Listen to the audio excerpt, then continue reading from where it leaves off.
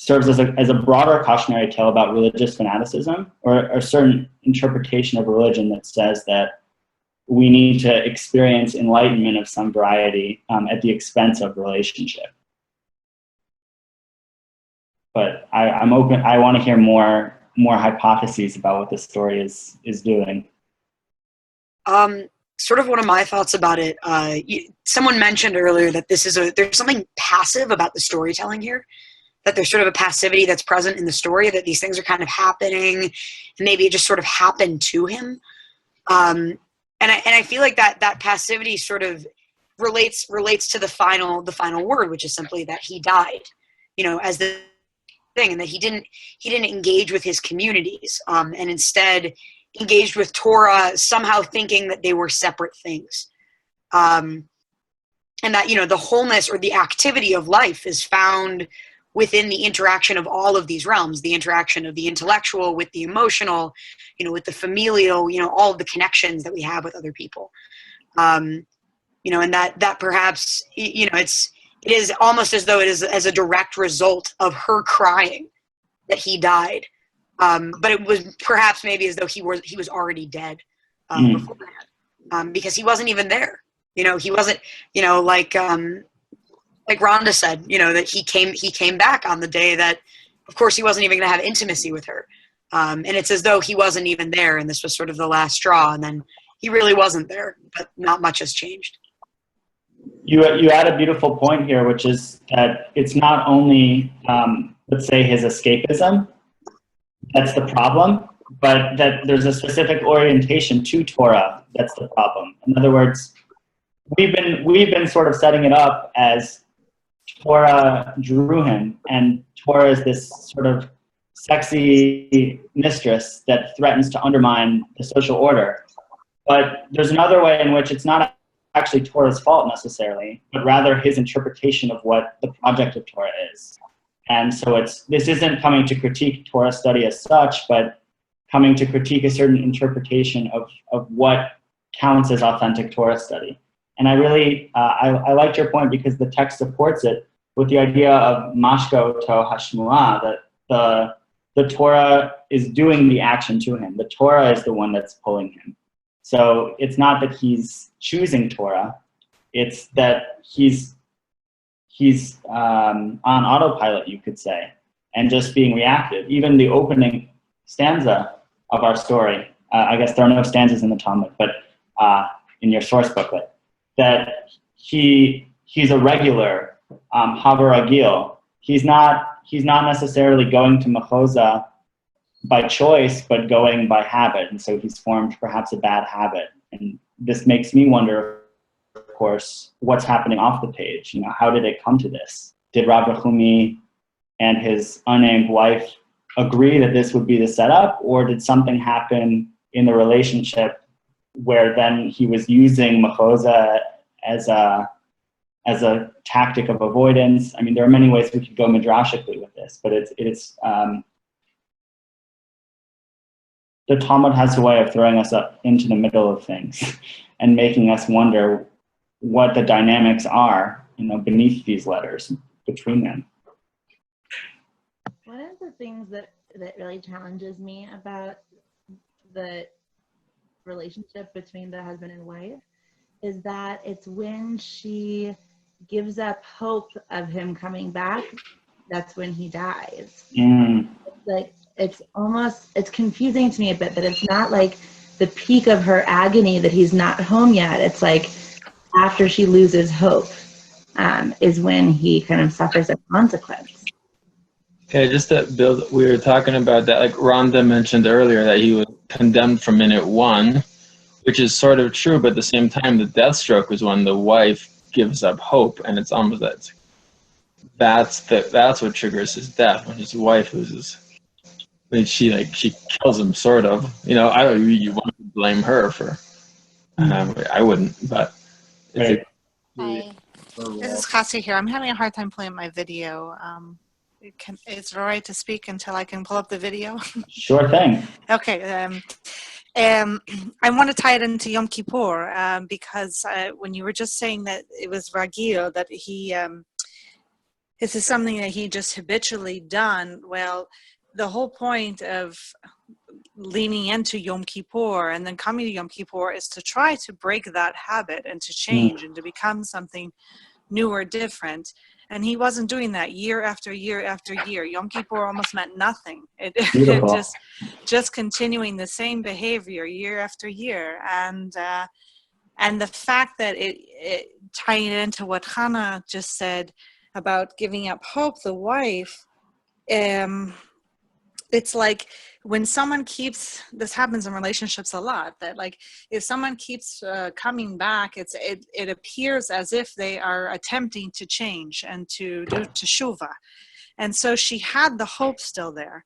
But when he finally doesn't show up, there is no the pretend behavior anymore. There is no, well, perhaps he will change this year. Perhaps he will to teshuvah. And so the hope is gone. And so death has happened. Death of the relationship and death of him. It's a very powerful point, and it really sharpens the tragedy of this story, because the two moments in this whole story where a habit are broken are the wife's one tear and his falling off the roof. So in a sense, it takes an extreme breaking. In one case, an emotional breakdown. In the other case, the losing of a life to come out of this difficult status quo. So there are many texts in the Talmud and elsewhere that talk about, extreme circumstances needing to be in place for tshuva to be possible. That until we break down or, feel so in agony because of the choices that we've made, we're not going to actually do tshuva. And there's an amazing text quoted in the Talmud that although the gates of prayer close, at Ne'ilah, the gates of tears are always open. And I wonder if there's a way in which this woman's tears, I don't think she's doing tshuva for herself necessarily, but there's a kind of, I shouldn't say tear, but there's a way in which this tear is also a realization for her. And perhaps with the pain of that tear, also a breaking of her own habit of perhaps codependence. We put a lot of blame on Rav Rehumei in this story because he's the protagonist, but we also have to wonder in a partnership assuming this is consensual and we don't know, but how this could have become the setup at all, that a wife would be content with having her husband only come on Yom Kippur. I will say a little bit about context of the story because it will help us think about some of these themes. So this story appears in a very fascinating Talmudic moment, commenting on the Mishnah. The Mishnah deals with, as you may have studied, how often it's a gendered text and a patriarchal one. So we'll stick to those terms, but I want us to think more broadly about how it's relevant to us in a more egalitarian context. But how often a man is required, basically, to sleep with his wife before she has the right to sue for divorce, essentially, because of the many obligations that a man has to a woman in this society, one of them is intimacy. And basically, the Mishnah goes through a list of different kinds of jobs and the correlating conjugal requirements that would come with that job. And it seems like the pattern is that the more often you travel, the less often you have to be at home. But there's also, so that's more of a design issue, but there's another piece to it, which is basically the more intensive your work, the less intimacy that's required of you at home. So people who are at leisure are required to be intimate with their spouses every day. But people who are going on intense journeys, they're not home, and so they can't have the same obligations. And then comes the question of how often are Torah scholars obligated to be intimate with their partners? And the one proposal, which is not the halacha, is that every 2 to 3 years, a man who's studying Torah can sleep with his wife, and that's enough. And then another rabbi says, anyone who has ever done that has paid the price with his life. And then we get the story of Rav Rehumei. And actually, after the story of Rav Rehumei, we've got many other stories, amazing, fascinating stories. Ketubot 62b is a great page of text about rabbis who regularly have sex with their wives and things are good. And then for whatever reason, Torah entices them and they don't come home and they die or something very bad happens in their home. And then the final story in a series of stories is the story of Rabbi Akiba and Rachel, which is kind of the exception that proves the rule. Because so Rabbi Akiba goes away for 2 periods of 12 years. And he seems to have a great marriage within the parameters of this story. But the critical difference is that his wife wants him to go away. Whereas in none of the other stories does the wife give consent. So consent is a major issue. And of course, you could say that the rabbis construct Rachel as their fantasy. It's amazing when you think about what is the fantasy partner in a different culture. And for rabbis, the fantasy partner is the woman who says, you can go away and study Torah forever and come back because I get joy when you learn Torah. So even though the Akiva story is kind of not a tragedy, there's a way in which I kind of feel that there's a darker side to that story when it's placed in this series of stories. This kind of makes me think about, there's this one commentary, I don't know like where it is, and I got it pulled up, but I'm not quite sure like where the source is in the Talmud. But like they're discussing grounds for a man's divorce with a woman. And it's like any number of things. And Rabbi Akiva says, even if he found someone who's more beautiful than she is, if she should not find favor in his eyes. And Hillel says, even if she burnt his food, that it's like these really, hypothetically, like when we think about them, like these very like frivolous reasons to divorce someone.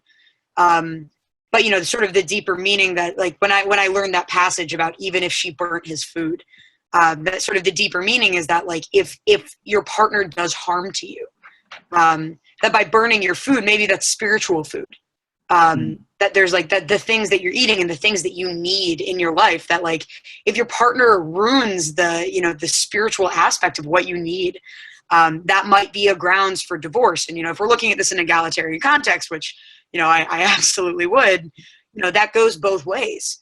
And the spiritual needs of two partners is like a really complicated thing because, in this story, if Rav Rehumei's needs are, to be enticed by the Torah and her needs are spiritual fulfillment from her husband, like, who is, how are they growing with each other?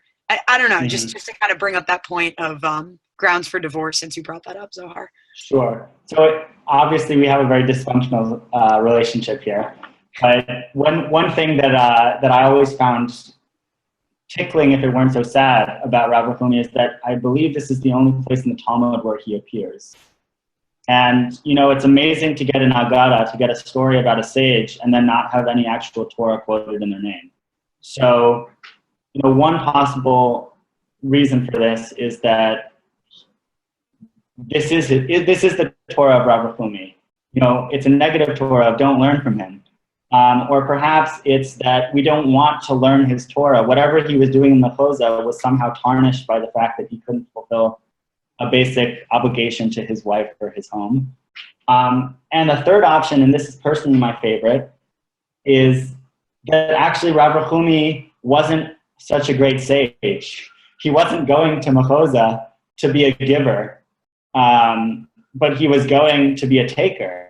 And so, if he was the student, I believe, of Rava, so perhaps if Rava had gone to Machoza, so to say, and was working late hours, maybe he could be forgiven. But what about somebody who's going not with the intent to even necessarily give, but who's using learning as an excuse not to be present? And so I don't want to make too much of this because I don't think the point is, oh, well, Rav Rehumei wasn't learned and that was the problem. But it's kind of interesting that this person who we don't quote any Torah in the name of is also the person who doesn't get the ikr, who doesn't get the essence of Yom Kippur and can't seem to hold down the more basic obligations. I want to share a couple sort of parallel stories that may open this up and help us think about this beyond just the tension, the rabbinic tension between Torah study and family. But to get there, I'm going to share basically two stories on that theme. So one is, I learned recently that the Vilna Gaon, who is supposedly the greatest Talmudic mind of Jewish history in terms of just encyclopedic knowledge, and he spent basically 24/7 learning Torah. He would put his feet in buckets of ice water so that he wouldn't fall asleep for too long. And there's a story told about him that his sister came to visit him. This would be in Vilna in the 19th century. And she taps his shoulder. He's learning Gemara. And he turns to her and he says, my dear sister, in Olam Haba, we're going to have all the time in the world to be together. But in Olam Hazeh, I have to learn Torah. So there's, it's a very extreme story. And I don't know if it's true, but I think this isn't just a text on a page. This is an actual value that some people have about where to place their energy. And in terms of the scarcity of time, how we think about where we put our time and where we put our energy is it's a very practical topic, but it's also basically a question of what it means for us to be religious. Do we think that the authentic understanding of covenant is to ignore people in favor of text? Or is it something more interpersonal with the text coming to help us choose life? Because broadly, I think that this is a story about how the Torah is an Eitz Chaim, and yet it's doing the exact opposite of being an Eitz Chaim. And that's sort of, I don't want to be too political here, but it's hard not to also think about debates in Israel between religious Zionism and Haredi culture about basically the requirement to serve in the army, and the way in which Haredim would say that they serve the state by learning Torah, and they don't want to fulfill their obligation to the state by serving in the army because they quote a principle from Brachot, ha'osek b'mitzvah patur min ha'mitzvah. A person who is engaged in one mitzvah is exempt from another mitzvah.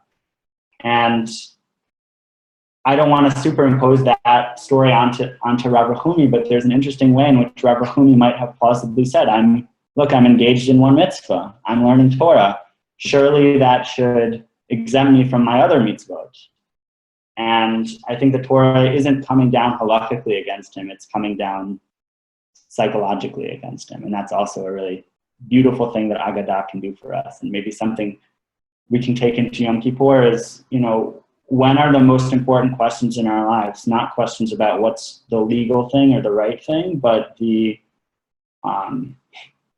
divine thing or the beautiful thing or the good thing. Things which are much harder to prescribe.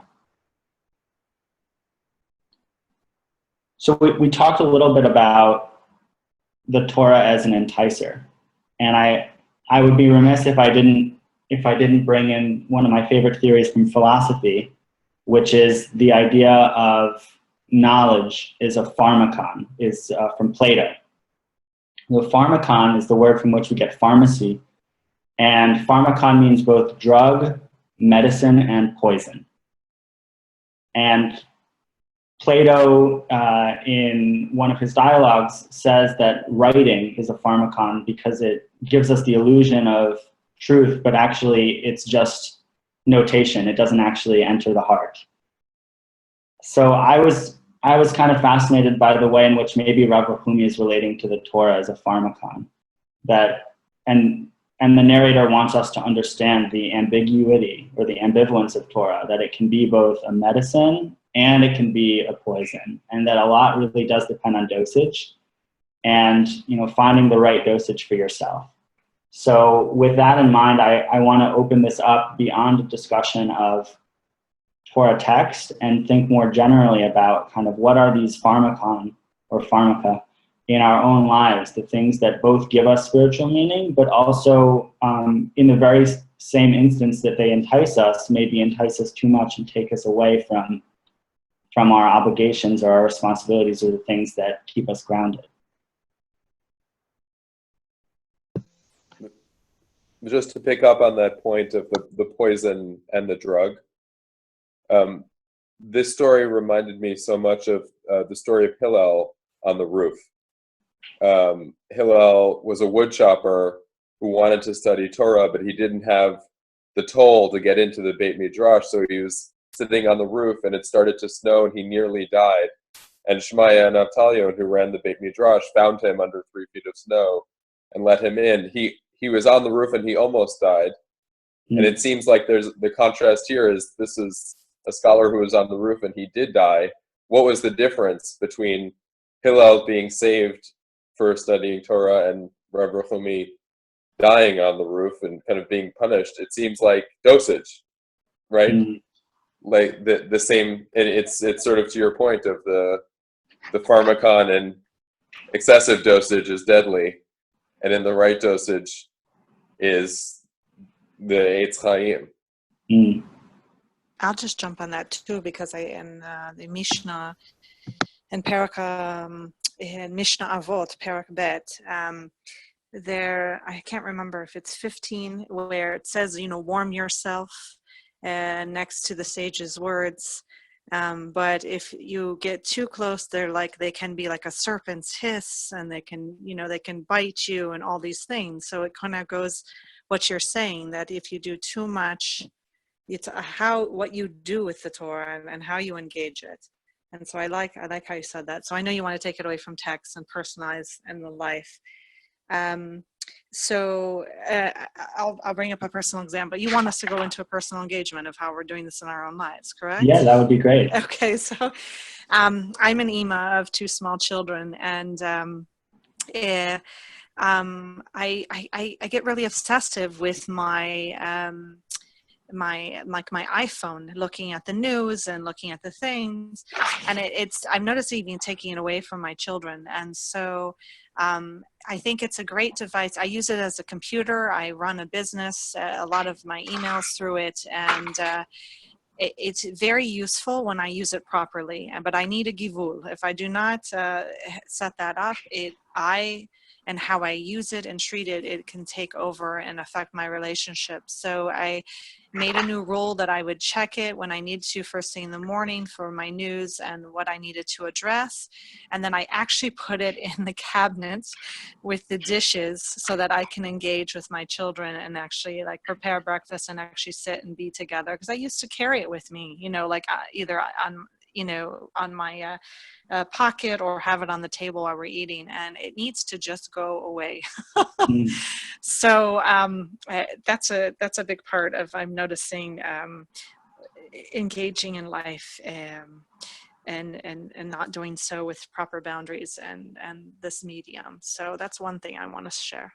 Thank you so much. That really, for me, illuminates the text and just helps me also think about the way in which technology, for so many of us, is a kind of Torah and can take us away, can make us less present, but also can make us feel connected. And how do we negotiate that? And I really liked what you said about the importance of boundaries. And perhaps, Rav Rehumei's, another possible pitfall of Rav Rehumei is signified by his going on the roof or his being a person of regularity, that he doesn't find the right balance. He doesn't find the right boundary around, he doesn't create rituals around his coming or going. And so as a result, with this blurring of the boundary, it's easier for him to not show up one Yom Kippur, because once you're in the habit of not necessarily making a strict decision to do one thing or another, so then they all become relativized.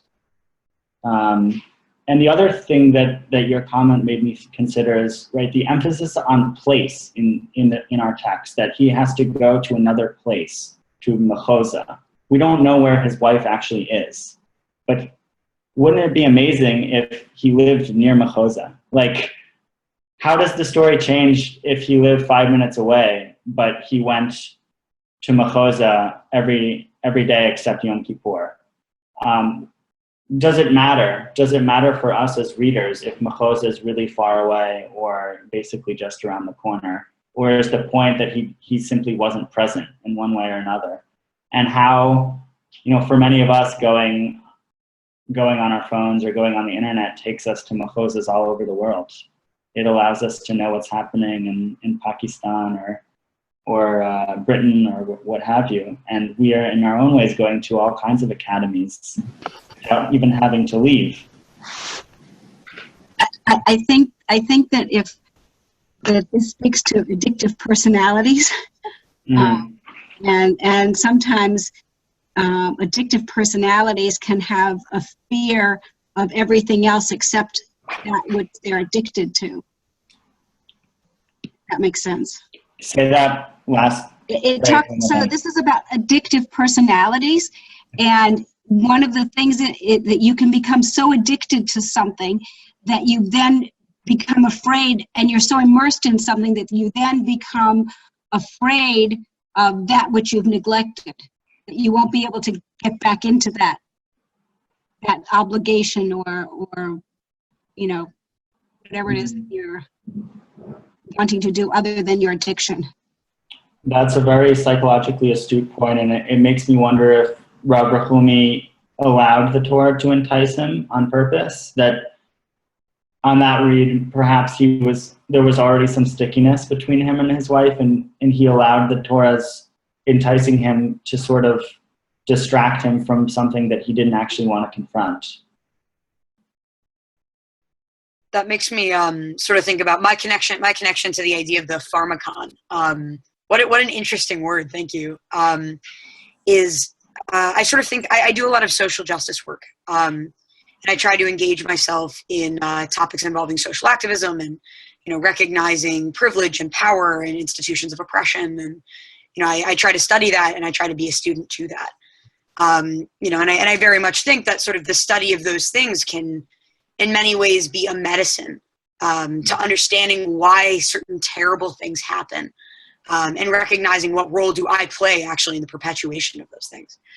But something that happens about sort of the drug is that you can kind of become insular in communities in which you are very much preaching to the choir. And then the poison aspect of it is that suddenly if you lose sight of what you're doing and you become self-righteous about it, which is a constant battle, for anyone who's passionate about anything, to become elitist or self-righteous in it is to lose sight of that which it preaches, in the same way that, the teachings of Torah are not necessarily just about studying Torah, but living it. That there is sort of this idea of passivity, that you sort of get in the habit of,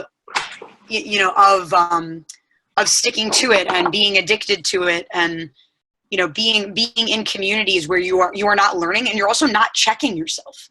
That there are attitudes that I've encountered and attitudes that I myself have had where I've had to say, I'm not above the things that I'm learning about. I'm not separate from, the institutions that I decry, and it's about, all of these stories are about, and understanding the pharmacon is about recognizing personal agency, and about not being a slave to the thing itself.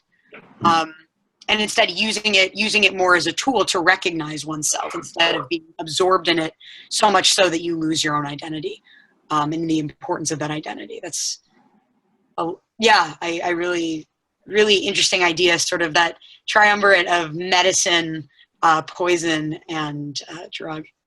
Thank you so much. So your comment really highlights to me another aspect of the Rav Rehumei story, which is that he's in a bubble, that he's living a split identity. He's got his home and he's got his other place. And maybe the fact that they're not talking to each other, that he's living in two parallel discursive universes, is kind of setting himself up for tragedy long before it happens. Why isn't there this integration? Why is this academy teaching a Torah that essentially forces or compels Torah scholars to see it as a separate space and not a space that is in conversation with the home. So I think, more broadly, we all find ourselves in spaces where there's an in-speak a jargon, and there's a lot of meaning in community and sharing terms and common ground with people who know what our values are and can take those linguistic shortcuts with us. But at the same time, we live in a broader world, and so how do we kind of balance the various language games that we're a part of, the language game of work, the language game of family, the language game of activism, the language game of talking to people who disagree with us, etc. Many things. So that's the one issue is the bubble. And the second issue that seems to go along with that is that maybe Rav Rehumei and the other scholars of Mechoza, not here I'm being speculative, that they're conformists, that this goes hand in hand with the passivity.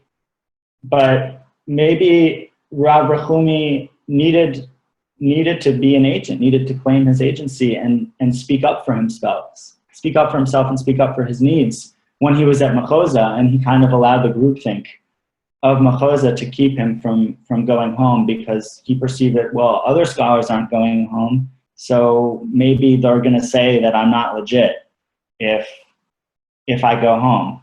And he kind of failed to distinguish his own voice from the voice of that academy. And paradoxically, or tragically, that's bad Torah, because Torah, especially Babylonian Torah, relishes the proliferation of argument and debate. And perhaps this is another reason why we don't have Torah from Rav Rehumei, because he didn't have anything original to say in the academy, and he unfortunately wasn't able to claim his own originality in his life and to be different. He was found before the Beit Midrash of Rabba. He's not standing there. He's being found there. There's no agency even in the Beit Midrash. On the other hand, it makes me wonder, what the responsibility is of Rava, or what the responsibility is of mentors or leaders when they see people who have conformist personalities.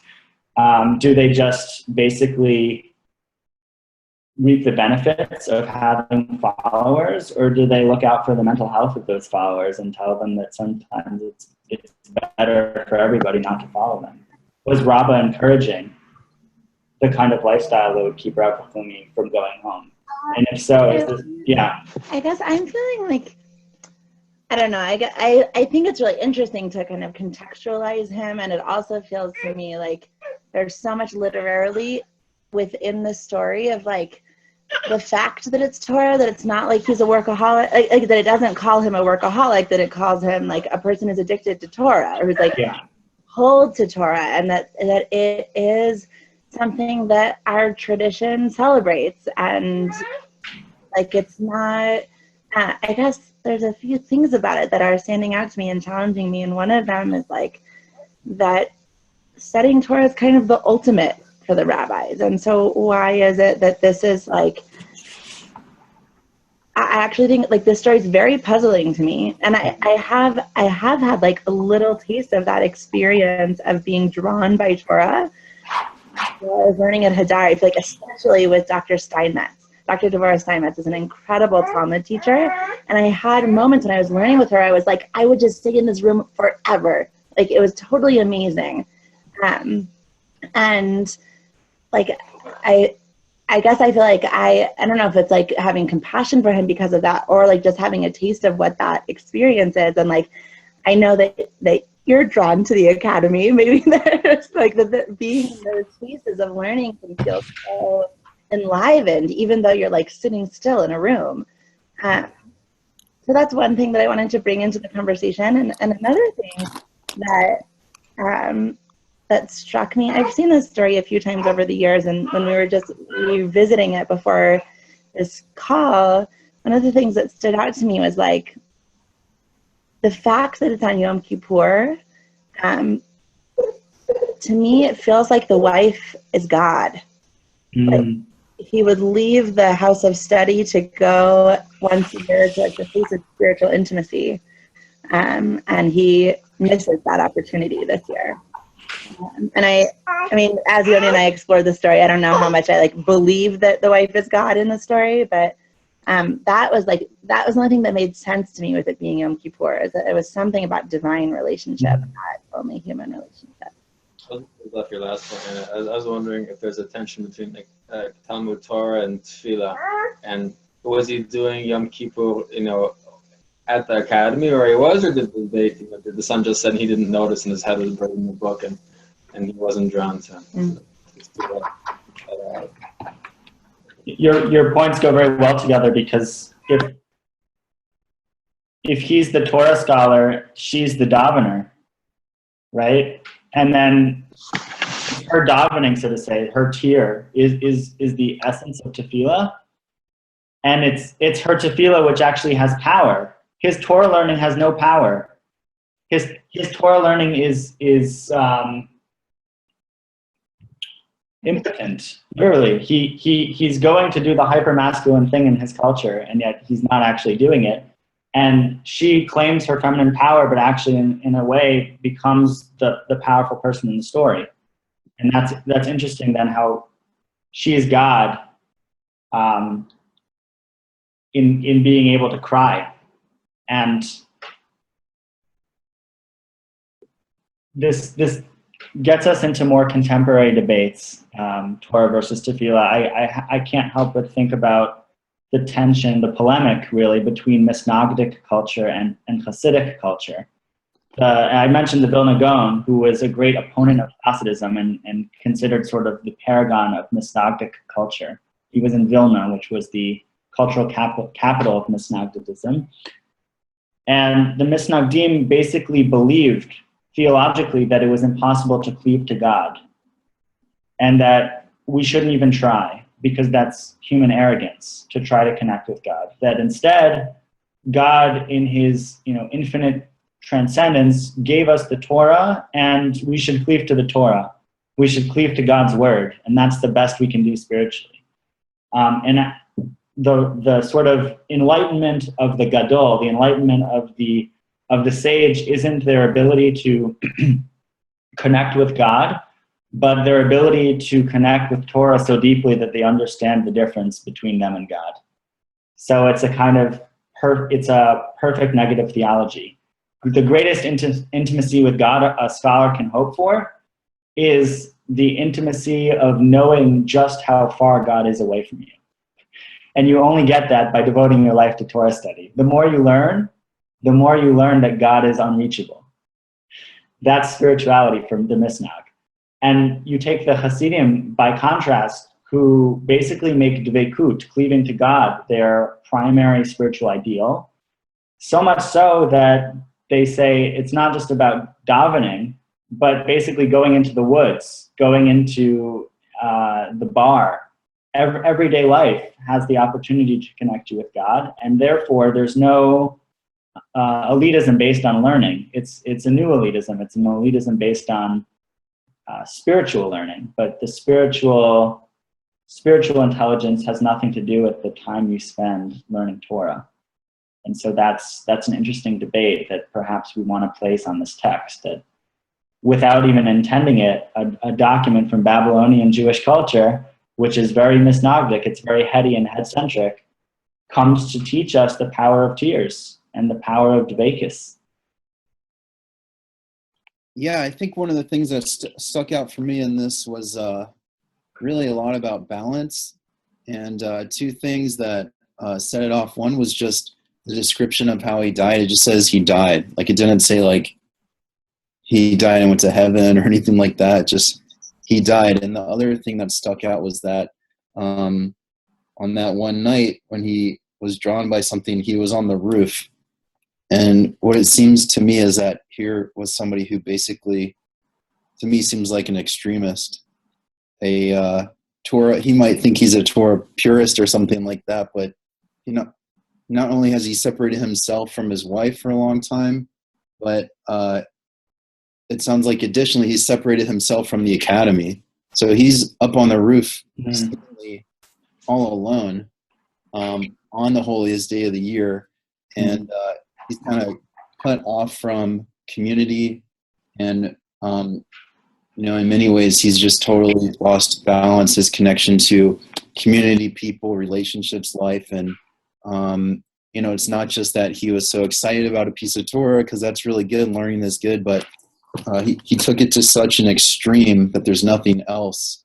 And then he's totally, in many ways, he's totally lost his balance at that point. And I think it's a nice metaphor of him falling from the roof. Like, he went to a place to study where all the other rabbis aren't there. He's all by himself up there.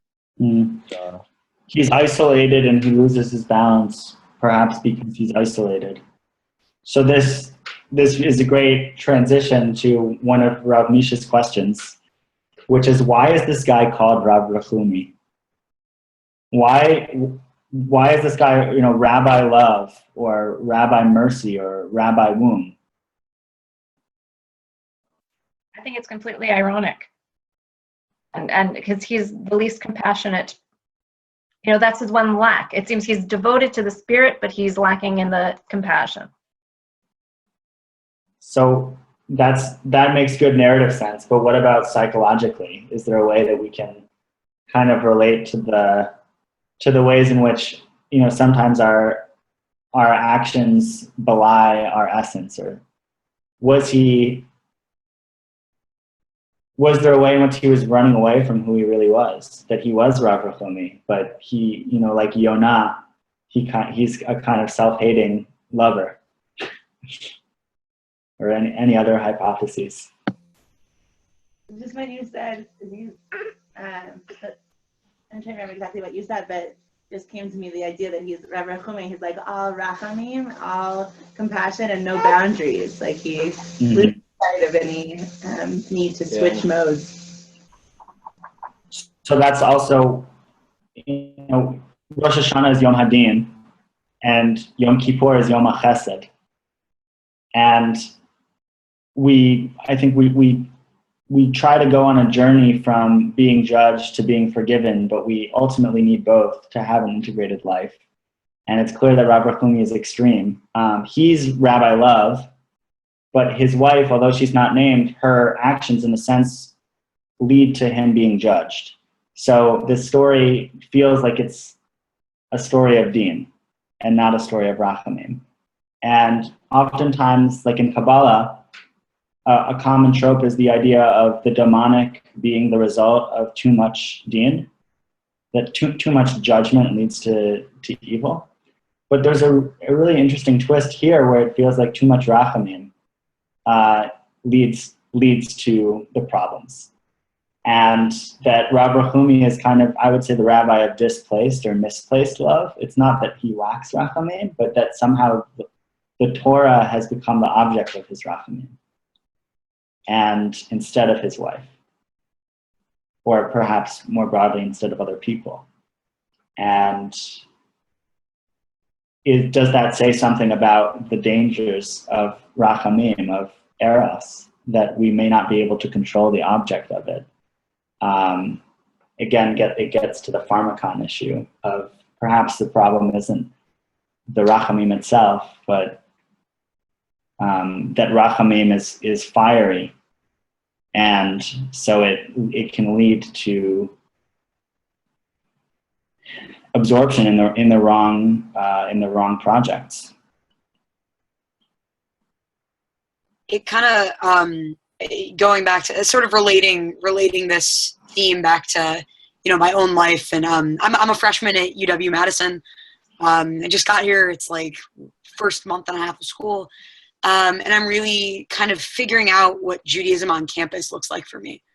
And there's Hillel, which is like, a lot of like fun events, and I feel like not a whole lot of substantive Jewish dialogue. And then there's Chabad, which is, very Lubavitcher, and there is kind of this essence of that. And then sort of a third Orthodox group that's kind of, but it's like kind of different than that, whatever. But I sort of think about, I go into these spaces and I have a really difficult time because I'm, my Judaism is in all of these different places, and I'm also genderqueer. I use they them pronouns, and so being in Orthodox spaces is an interesting exercise for me. And you know, I kind of think about I'm always very aware of sort of what is the balance between how dedicated I am to my Judaism and also knowing that I cannot lead a halachically observant lifestyle per se, in part because of my identity and in part just sort of because of my convictions in this world as a member of both the Jewish and secular worlds. And, you know, I think earlier Phil Brodsky was talking about the idea of he's disconnected, you know, Rav Rehumei has disconnected himself to the community.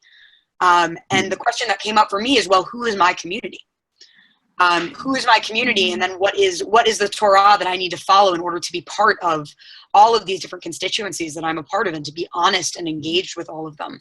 And I think, you know, some of the discomfort and difficulty that I have with sometimes being in these very halachically observant, like Lubavitch spaces of Chabad particularly, stem out of sort of this, what I sense to be a judgment that I'm not following this halacha, which I know would actually disconnect me from some of my other commitments in other communities. It's just this complicated thing about, you know, when we're taking, you know, this lesson of this story to mean that we need to be committed to our constituencies and the people who we love. And the people who support us, you know, as the wife does for Rav Rehumei. You know, how do we balance, you know, for me in a contemporary sense, how do I balance, you know, my love of Torah and my love of learning and my love of like understanding halacha and Talmud? Like right now I should really be studying for midterms, but this is much more exciting. You know, and I find myself in this very conflicted space a lot, directly related to my Judaism and my Jewish observance and thought. So I just wanted to share that tie-in. Thank you. Yeah, I think that this story very broadly does speak to conflict and the way in which, even in our pursuit of a life of integrity, we have to make hard choices. And Rav Rehumei makes the wrong choice. But as a cautionary tale, I think it does make us think twice about who in the broadest sense we're leaving behind when we make the choices that we make, authentically or not. Who's there in another space saying, now he's coming, now she's coming, and we're not coming. And we have a couple more minutes to wrap up, so I feel like we've talked a lot about Rav Rehumei, and I thank Hannah for bringing us back to Rav Rehumei's wife, because I really am moved by this one tier of hers, and I want us kind of open up also the power, the agency that comes from that tier. Not necessarily to kill, but just to think about why it's a single tear that comes from her face. If we imagine that this is kind of intentional tear, I can imagine one scenario being like almost like a sorceress who knows that the recipe for punishing her husband is this one tear, and that literally, like in a theurgic way, that the dropping of one tear and the falling of the man from the roof happen at the exact same time. But there's another way in which I feel that she has a lot more tears and that she's holding back. And this is really, for me, what makes the story a tragedy, is that kind of she doesn't actually give up hope.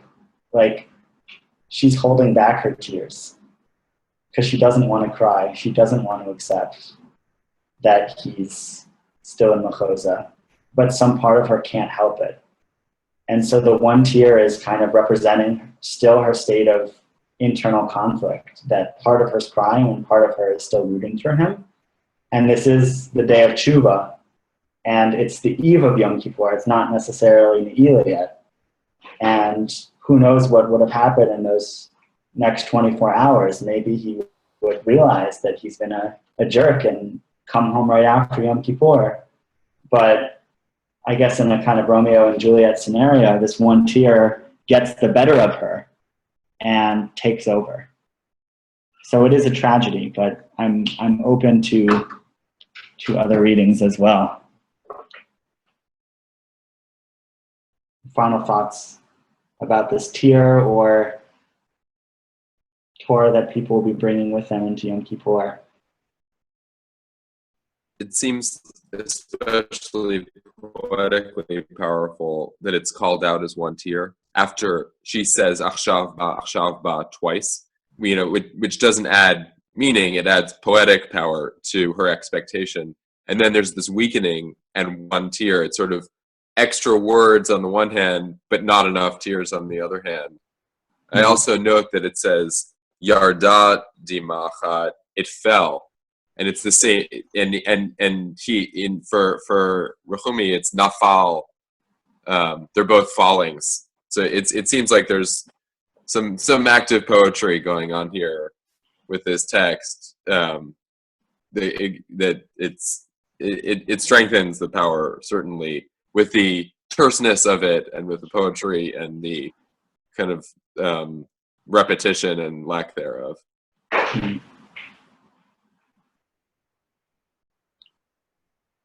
I really appreciate the contrast between the Achshav Ba coming twice and the only one tier. I read the one tier as like really not being about having more hope, but it's just so bad that that's like all that comes. She's like really lost hope. Yoni just shared that she's like all Gvura. She's that real opposite of that. She like only one tier can break out.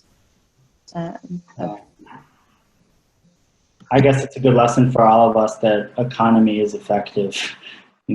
One tier can be more powerful than 20. One prayer davened with kavanah might be more powerful than 5 hours in shul. Looking at what page we're on.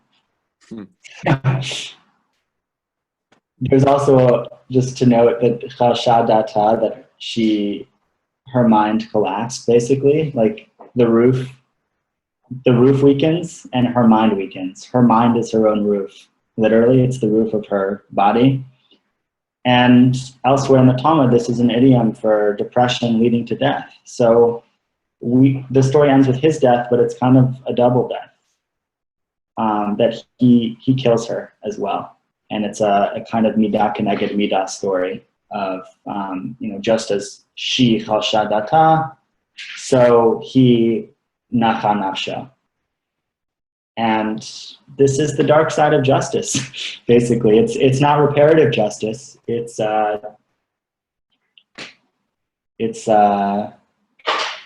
retributive in a way. But it's only literature, Baruch Hashem. So may we merit to not be characters in a story, but livers of our own lives, that we may choose the alternative and find the right balance between love and justice, and between all of our passions and all of our responsibilities, that we be drawn in but not drawn in too much to the things that give us nurture. And may we always remember the purpose of that nurture so that we can receive and give in equal measure. So beautiful to learn with all of you, and look forward to continuing in future sessions. Yasher Koach. Thank you, Zohar. Yasher Koach. Not so Thank you. Thank you, Zohar. And thanks everyone for joining. Thank you. We'll be sending out a short survey afterwards just to let us know any advice, scheduling-wise, technology-wise, or anything else. Just thank you all for joining, and more videos and more stories are coming out soon, so stay on your email. Great. This is incredible. Thank you so much. Thank you. Oh, thank you. Thank you. Thank you, Zohar. We'll follow up offline.